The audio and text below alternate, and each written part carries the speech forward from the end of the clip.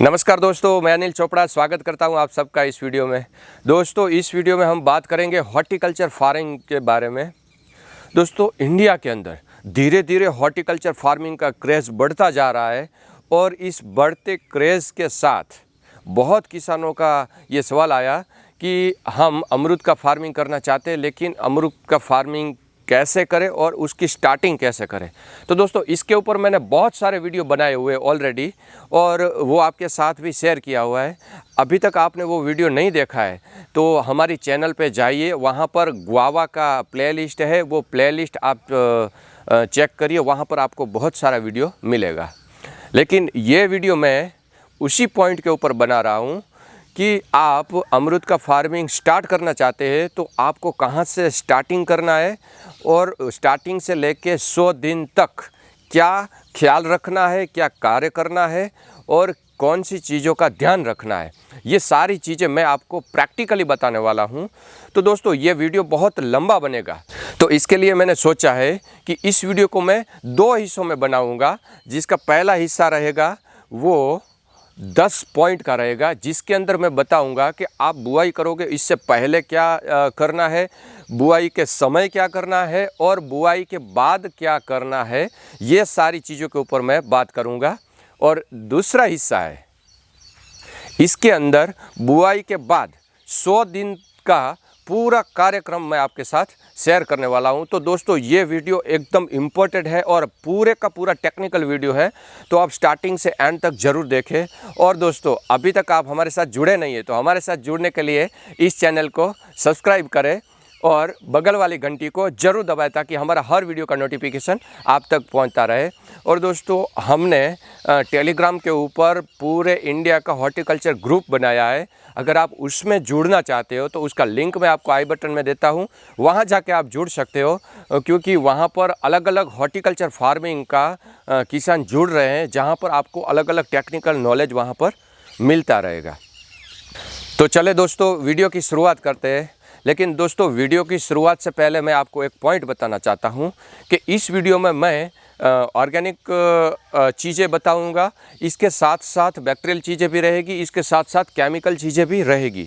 तो अगर आप ऑर्गेनिक फार्मिंग कर रहे हैं तो केमिकल जो चीज़ें हैं उसको आप छोड़ सकते हो, और ऑर्गेनिक फार्मिंग में भी आपको और ज़्यादा डेफिशिएंसी आ रही है खनिज तत्वों की, तो आप उसका भी उसके साथ में यूज़ कर सकते हो। वो आपके ऊपर डिपेंड है, क्योंकि आपका फार्मिंग करने का तरीका मुझे मालूम नहीं है, आपका सॉइल का कंडीशन मुझे मालूम नहीं है और आपका जो पानी है उसकी क्वालिटी मुझे मालूम नहीं है। तो उस हिसाब से आप खुद इसका डिसीजन ले सकते हो। और दोस्तों, इसके साथ ये भी पॉइंट ध्यान रखें कि इस वीडियो में मैं जो चीज़ें आपके साथ शेयर कर रहा हूँ वो एक एवरेज किसान के लिए है। उसमें प्लस माइनस हो सकता है आपकी ज़मीन के हिसाब से, पानी के हिसाब से, जलवायु के हिसाब से, और आपका काम करने का तरीका क्या है उस हिसाब से ये पॉइंट में थोड़ा प्लस माइनस हो सकता है। तो आप ये सारे पॉइंट आप कॉमन ही समझिए, उसमें आपके हिसाब से थोड़ा प्लस माइनस कर सकते हो। दोस्तों, इस वीडियो का पार्ट 1 हम स्टार्ट कर रहे हैं और इस पार्ट 1 के इस पूरे वीडियो में मैं आपको 10 पॉइंट बताने वाला हूं, जिसमें सबसे पहला पॉइंट है, आप अमरूद का फार्मिंग स्टार्ट करना चाहते हैं तो आपकी सॉइल और आपका वाटर की क्या कंडीशन है वो एक बार आप जांच कर लें। दोस्तों, जो मिट्टी में आप अमरूद का फार्मिंग करना चाहते हैं वो मिट्टी आपकी 6 से 8 pH के बीच में रहेगी, तब तक अमरूद के लिए चलेगा। लेकिन उस मिट्टी में जहाँ अमरूद की जड़ें जाएगी वहाँ पर पानी रुकना नहीं चाहिए, वो एक आप ध्यान रखें। अगर पानी रुकता है तो उसका पूरा बेड बना लीजिए जब प्लांटेशन करना है उस टाइम, तो आपको कोई प्रॉब्लम नहीं होगा और अच्छी तरीके से हम उसमें अमरूद का पौधे को ग्रोथ करवा पाएंगे। और पानी की कंडीशन की बात करूं तो पानी के अंदर TDS की जो मात्रा है वो 1500 से कम रहनी चाहिए, तो बेस्ट प्रोडक्शन हम अमरूद का इसमें से ले सकते हैं। TDS की मात्रा 1500 से बढ़ गई तो धीरे धीरे हमें ग्रोथ में भी प्रॉब्लम होगा और ओवर फ्रूटिंग लेंगे तो उसमें भी हमें क्वालिटी में और क्वांटिटी में भी प्रॉब्लम आ सकता है। तो ये 2 चीज़ आप चेक करके इसके बाद आप अमरूद फार्मिंग करने का प्लानिंग करें। दूसरा पॉइंट है ज़मीन की तैयारी, और जो साइज पे आपको प्लांटेशन करना है वो मार्किंग पॉइंट आप तैयार करें। दोस्तों ज़मीन की तैयारी कैसे करेंगे, समझ लो आपके पास कोई रेडी लैंड है जो आप फार्मिंग कर रहे हो, उसी पर आपको फार्मिंग करना है, तो उसको एक बार ट्रैक्टर चला के तैयार कर सकते हैं। अगर आप पहाड़ी इलाके में फार्मिंग करना चाहते हो तो जहाँ पर आपको पौधा लगाना है वहाँ पर आपको थोड़ा लैंड को प्रिपेयर करना पड़ेगा, मतलब उसको हल्का सा निनाई गुड़ाई करके क्लीन करना पड़ेगा, और वहाँ पर आपको खड्डा भी तैयार करना है जो आपका मार्किंग पॉइंट है। तीसरा पॉइंट है जहाँ दोस्तों आपने मार्किंग पॉइंट बनाया है उसी मार्किंग पॉइंट के ऊपर खड्डा बनाना है आपको। खड्डे की साइज़ क्या बनानी है, जो आप पौधा लगाओगे उस पौधे की जो बैक साइज़ रहती है उस बैक साइज़ से 3 से 4 गुना बड़ा खड्डा बनाना है। क्यों बड़ा खड्डा बनाना है, क्योंकि उसी खड्डे में हमें सभी टाइप के खाद मिक्स करके उसमें डालने हैं, इसके ऊपर हमें प्लांटेशन लेना है। तो खड्डे की साइज़ बड़ी रखनी है थोड़ी, मिट्टी की जो बैग साइज़ है उससे 3-4 गुना साइज़ से। दोस्तों चौथा पॉइंट है कि जो आपने खड्डा किया उसके अंदर खाद और मिट्टी का मिक्सचर बना के उसके अंदर डालना है। उसका रेशियो कैसे रहेगा, आपकी सॉइल के हिसाब से रहेगा। आपकी सॉइल सैंडी सॉइल है तो उस हिसाब से आप प्लस माइनस कर सकते हो। आपकी soil heavy black cotton soil है तो आप उसके हिसाब से मिक्सिंग कर सकते हो। अगर आपकी सॉइल रेड सॉइल है तो आप उस हिसाब से ये मिक्सचर को तैयार कर सकते हो। लेकिन मैं एवरेजली आपको बता दूं कि 30% खाद लेना है और 70% आपकी जो खड्डे में से बाहर निकाली हुई मिट्टी है उसको लेना है, उसको मिक्स करके वापस खड्डे को पैक करना है। तो जो खाद में है हम गोबर का खाद डाल सकते हैं, घन जीवामृत डाल सकते हैं, कोई भी अच्छी क्वालिटी का केंचुआ का खाद या कंपोस्ट खाद इसके अंदर हम मिक्स कर सकते हैं, और वो मिट्टी के साथ मिक्स करके बाद में खड्डे में डाल देना है और खड्डे को पैक कर देना है। खड्डा पैक करने के बाद जो अपना पौधा है उसकी बैक साइज है उतना खड्डा वापस करना है, और उसी खड्डे में हमें अलग अलग खाद को मिक्स करके डालना है। वो खाद क्या डालना है वो मैं आपको पूरा लिस्ट बताता हूँ। अगर आप केमिकल खाद डालना चाहते हो तो उसके अंदर DAP खाद ले सकते हो, अथवा तो 12-32-16 NPK खाद आता है, उसको आप इसमें ऐड कर सकते हो। 50 ग्राम के हिसाब से प्रति प्लांट के हिसाब से हमें इसमें ऐड करना है। इसके साथ साथ आपको नीम केक लेना है 100 ग्राम के हिसाब से, कास्टर केक लेना है 100 ग्राम के हिसाब से, तम्बाकू का डस्ट लेना है 30 ग्राम के हिसाब से, और यूमिक एसिड इसके साथ मिलाना है 2 ग्राम के हिसाब से। तो ये जो सारा है वो मिक्स करके पहले डालना है और इसके ऊपर प्लांटेशन आएगा। और दोस्तों ये सारी चीज़ें आपके वहाँ मिलती है तो इसको आप मिक्स करके डाल सकते हो। अगर नहीं मिलती तो आप मार्केट से कोई भी कंपनी का अच्छी क्वालिटी का खाद परचेस करके इसके साथ डाल सकते हो। तो उसके लिए मैं रेडीमेड भी आपको सजेस्ट कर देता हूँ, जो rising leaf pellet organic fertiliser आता है। इसके अंदर ये सारे कंटेंट ऑलरेडी मिक्स किए हुए हैं। इसके अलावा भी बहुत सारे कंटेंट मिलाए हुए हैं कंपनी ने, तो उसका भी मैं आपको बता रहा हूँ। अगर आपको रेडीमेड यूज़ करना है तो ये रेडीमेड आप यूज़ कर सकते हो। ये खाद आपको चाहिए तो आप स्क्रीन के ऊपर दिए गए कंपनी के नंबर पे आप कांटेक्ट करके अधिक जानकारी और ऑर्डर कर सकते हो। वहाँ पर मुझे कॉल करने की कोई ज़रूरत नहीं है दोस्तों। और कंपनी आपको ऑल ओवर इंडिया में ये खाद के बारे में सप्लाई देती है और इन्फॉर्मेशन भी आपको वहाँ से मिल जाएगा। राइजिंग लीफ को आप सिलेक्ट करते हो इसके अंदर ऐड करने के लिए, तो पर प्लांट के हिसाब से बुआई के टाइम पे 2 से 3 kg मिक्स करना है। ये इसका डोज मैं आपको बता रहा हूँ। 5वां पॉइंट है खड्डा करने के बाद और मिक्सर डालने के बाद प्लांट को प्लांटेशन करें। तो दोस्तों प्लांटेशन करने के वक्त आप खास ये चीज़ें ध्यान रखें। पहला है कि आप जो पौधा उठा रहे हैं उसको ऊपर की डंडी को न पकड़े, वो पूरा नीचे का बेग को पकड़े, ताकि अगर डंडी पकड़ी तो वो मिट्टी जो हिल गई तो उसकी जड़ें टूटेगी, उसकी जड़ें टूटी तो पौधा सूखने का चांसेस रहेगा। ये इम्पोर्टेंट पॉइंट है दोस्तों। आप काम कर रहे हो या आपके साथ कोई लेबर काम कर रहा है तो ये पॉइंट आप ध्यान में रखें। बहुत बार ये हो जाता है कि पौधा जब आपके पास पड़ा है तब सही है, और प्लांटेशन किया तो एक हफ्ते में पौधा आपको सूखना दिखेगा। तो सूखने का वजह ये है कि उसकी जड़ है वो प्लांटेशन के टाइम से ऐसे हिल गई और टूट गई, तो पौधा सूखने लग जाएगा।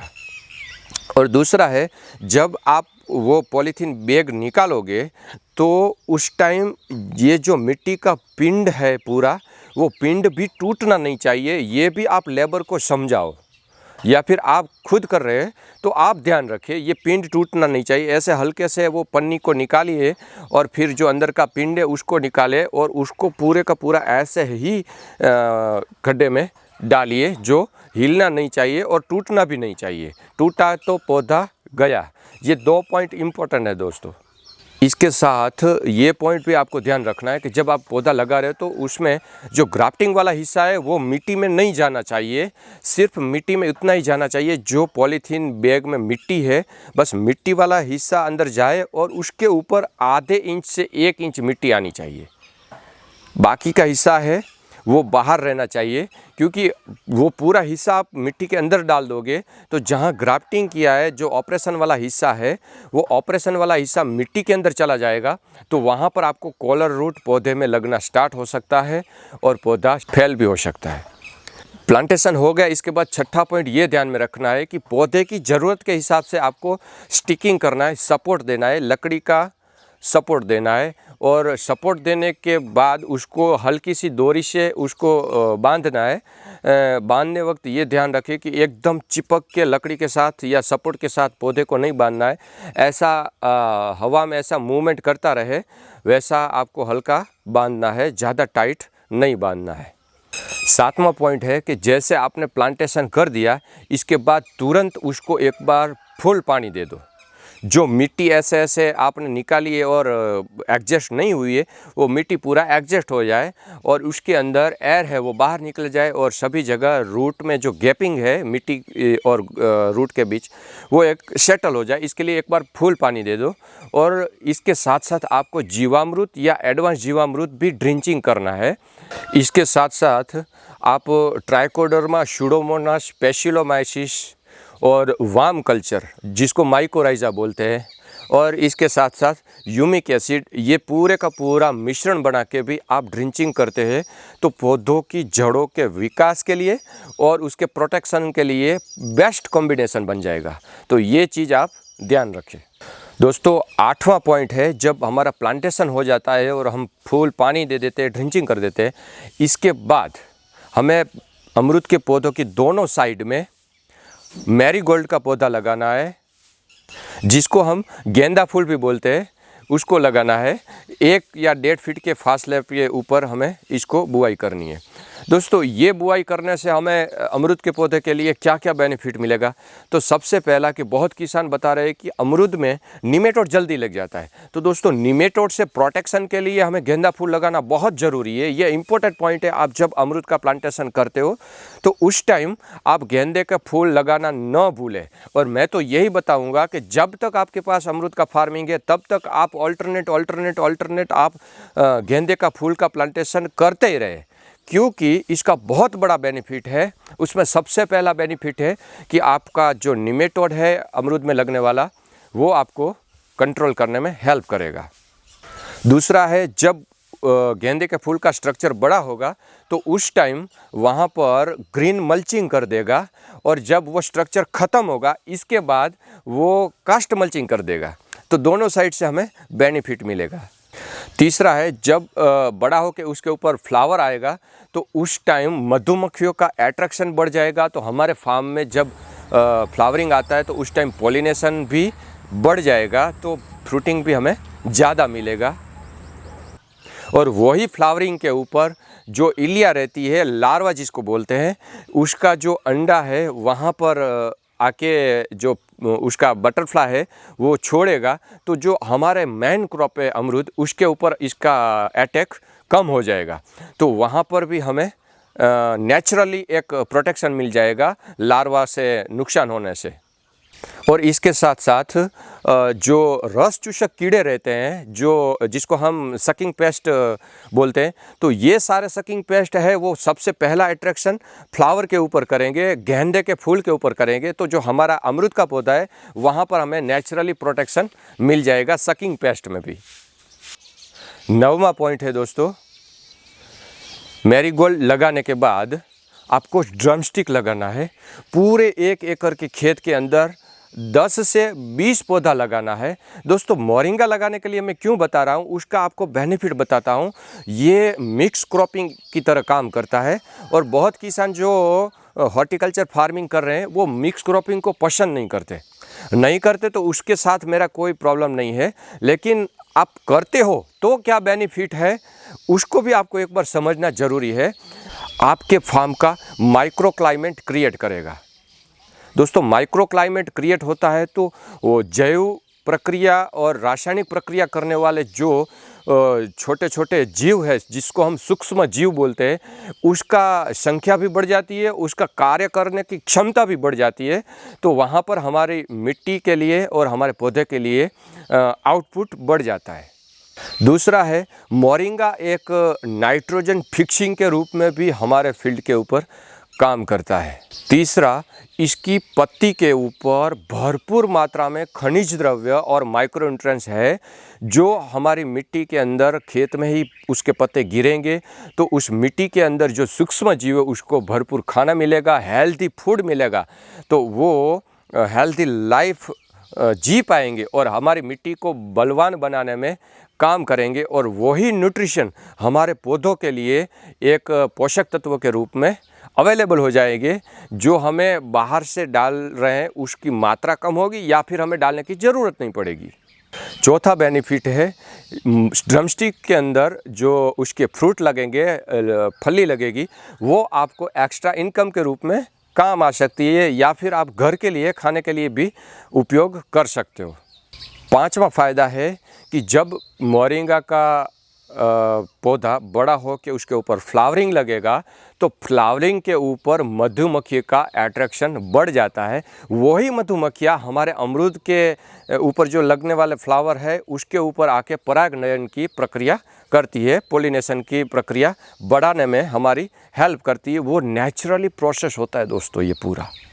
6ठा पॉइंट है, जो मोरिंगा का पेड़ है वो हमारे फार्म में एक एंटेना के रूप में काम करेगा। दोस्तों ये कमाल का पॉइंट है दोस्तों। जब हमारे फार्म में अमरूद के ऊपर रस चूसने वाले कीड़े या लार्वा लगती है तो सबसे पहला अटैक लार्वा और रस चूसक का एंटेना के रूप में मोरिंगा के पौधे के ऊपर होगा। तो आपको ध्यान ये रखना पड़ेगा, वहाँ पर जब फार्म पे आप घूमते हो तो वहाँ पर सिर्फ आप मोरिंगा का पेड़ को देख लो कि वहाँ पर रस चूसक कीड़े आए हैं या लार्वा आई है कि नहीं। तो वहाँ से आपको पता चल जाएगा कि अभी हमारे फार्म में एंट्री होने वाली है रस चूसक मतलब इंसेक्ट और लार्वा की। तो वहाँ से आप उसका ट्रीटमेंट करना भी समझ पाओगे। और दोस्तों ट्रीटमेंट करना है कि नहीं करना है वो तो बाद की बात है, लेकिन आप वो भी समझ रहे हो कि आपके उधर क्लाइमेट पूरा कैसा है और क्या मौसम चल रहा है, उस हिसाब से आप उसको वेट करोगे ना तो शायद हो सकता है आपको ट्रीटमेंट करने की ज़रूरत ना पड़े। कैसे वो बताता हूँ। जैसे एंट्री होती है ना कोई भी इंसेक्ट या लार्वा की, तो ड्रमस्टिक के ऊपर आएगा और इसके बाद वो पूरा साइकिल उसका वहाँ पर ख़त्म करेगा ड्रमस्टिक के ऊपर। इसके बाद वो नीचे आएगा तो हो सकता है उसकी लाइफ के बीच में ही क्लाइमेट चेंज हो जाए और ऑटोमेटिकली ये जो इंसेक्ट और लार्वा है वो ख़त्म हो जाए। तो आपको कोई दवाई की ज़रूरत भी नहीं पड़ेगी। ये मेरा अनुभव आपके साथ शेयर कर रहा हूँ, मेरे फार्म पे मैंने ये अनुभव किया है। इसके बाद 8वां पॉइंट है दोस्तों कि जब हमारे फार्म में रैंडमली कुछ जगह पे 10-20 पौधे मोरिंगा के लगा दिए तो उसके ऊपर नॉन-वेज बर्ड्स आके बैठते हैं। जो हमारे फील्ड के ऊपर कीड़े लगते हैं लार्वा जैसे, तो उसको खाने के लिए आते हैं, तो उसको बैठने के लिए एक स्टैंड मिल जाता है। तो वो स्टैंड के रूप में भी वहाँ पर काम करेंगे। तो हमें ये सारा बेनिफिट एक मोरिंगा लगाने से हमारे फील्ड पे मिल जाता है। दोस्तों 10वां पॉइंट है कि जब अमरूद का पौधा लगा देते हैं, सब काम ख़त्म हो जाता है, इसके बाद रोपाई के बाद कौन सी चीज़ों का ख्याल रखना है। तो सबसे पहला आता है उसमें कि जब आप ग्राफ्टिंग पौधा लगाते हैं तो उसके नीचे से रूट स्टॉक का पीला बढ़ने लगता है। तो दोस्तों जब तक रूट स्टॉक का पीला बढ़ता रहेगा तब तक आपको उस रूट स्टॉक को पीले को ख़त्म करना है, मतलब रिमूव करना है, कटिंग करते रहना है। अगर वो छूट गया तो रूट स्टॉक का पीला बड़ा हो जाएगा और ओरिजिनल आपको जो वैरायटी है वो छोटा रह जाएगा। तो आपको वहाँ पर प्रोडक्शन में नुकसानी होगी और या फिर हो सकता है वो जो ग्राफ्टिंग किया हुआ पौधा है वो सूख भी जाए और रूट स्टॉक बड़ा हो जाए। तो जो ऊपर वाला हिस्सा है उसको हमें बड़ा करना है नीचे वाले हिस्से से, तो नीचे का जो रूट स्टॉक है उसको कटिंग करते रहना है। दूसरा पॉइंट, जब तक आपके प्लांट से फ्लावरिंग निकलता रहता है तो उस फ्लावर को तोड़ते रहना है। कब तक तोड़ना है? जब तक आपको पहला फ्रूटिंग नहीं लेना है, क्योंकि ये जो फ्लावरिंग है वो नेचुरल है, वो आता रहेगा और हमें मिलता रहेगा। तो हमें नहीं चाहिए तो हमें निकाल देना है, क्योंकि हमें प्लांट का स्टार्टिंग में ग्रोथ चाहिए। जब तक प्लांट का स्ट्रक्चर तैयार नहीं होता तब तक हमें फ्लावरिंग को तोड़ते रहना है। तीसरा पॉइंट है दोस्तों कि हमारे फार्म में जो एक्स्ट्रा वीड्स निकलता है उसको हमें कंट्रोल करते रहना है, क्योंकि हमारा पौधा छोटा है, उस टाइम वीड्स बड़ा हो गया तो हमारे पौधों को ग्रोथ को और उसको न्यूट्रिशन कंपटीशन और पानी का कंपटीशन में प्रॉब्लम करेगा। इसलिए हमें वीड्स कंट्रोल करते रहना है। इसके बाद चौथा पॉइंट है कि आप पानी का मैनेजमेंट करते रहिए। दोस्तों इसके बारे में बहुत किसान मुझे कॉल करके ये पूछ रहे हैं कि हमें पानी कितना देना है। तो मैं इसको एक लाइन में बांध नहीं सकता। क्यों नहीं बांध सकता वो बता रहा हूँ।